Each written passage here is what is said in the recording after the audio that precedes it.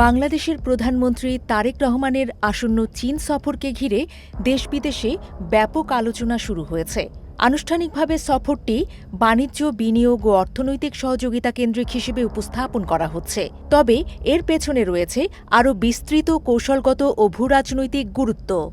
আগামী ২৩শে জুন ৪ দিনের সরকারি সফরে চীন যাচ্ছেন প্রধানমন্ত্রী তারেক রহমান।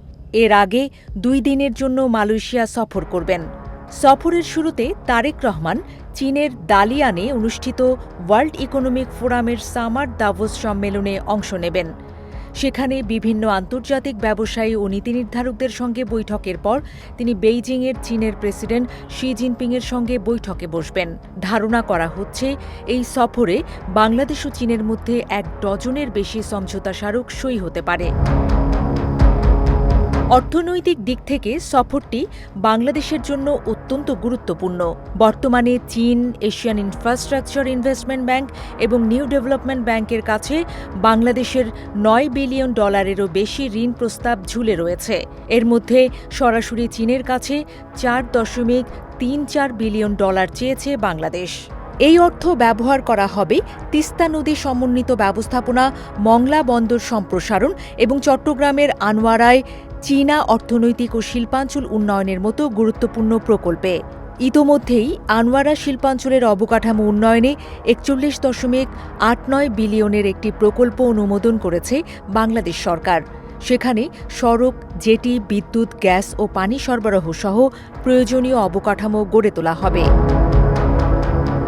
তারেক রহমানের চীন সফরের আরেকটি গুরুত্বপূর্ণ বিষয় প্রতিরক্ষা সহযোগিতা। বাংলাদেশ বর্তমানে চীনের তৈরি 20TJ-10 যুদ্ধবিমান কেনার জন্য প্রায় $২.২ বিলিয়ন একটি চুক্তি চূড়ান্ত করার পথে রয়েছে।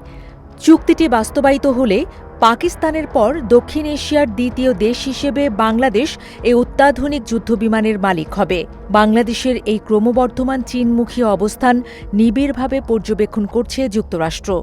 ওয়াশিংটন ইতিমধ্যেই বাংলাদেশকে বিকল্প হিসেবে উন্নত যুদ্ধবিমান, আক্রমণাত্মক হেলিকপ্টার, আকাশ প্রতিরক্ষা ব্যবস্থা এবং ড্রোন সরবরাহের প্রস্তাব দিয়েছে। পাশাপাশি প্রতিরক্ষা সহযোগিতা চুক্তি স্বাক্ষরের বিষয়েও চাপ বাড়িয়েছে যুক্তরাষ্ট্র। অন্যদিকে ভারতের উদ্বেগের কেন্দ্রে রয়েছে তিস্তা প্রকল্প। বাংলাদেশের উত্তরাঞ্চলে চীনের অর্থায়নে এই প্রকল্প বাস্তবায়িত হলে তা ভারতের কৌশলগতভাবে গুরুত্বপূর্ণ শিলিগুড়ি করিডোরের কাছাকাছি এলাকায় চীনের উপস্থিতি বাড়াতে পারে বলে ভয় পাচ্ছে নয়াদিল্লি। এছাড়া লালমনিরহাট বিমান ঘাঁটির সম্ভাব্য উন্নয়ন নিয়েও ভারতের মধ্যে উদ্বেগ রয়েছে।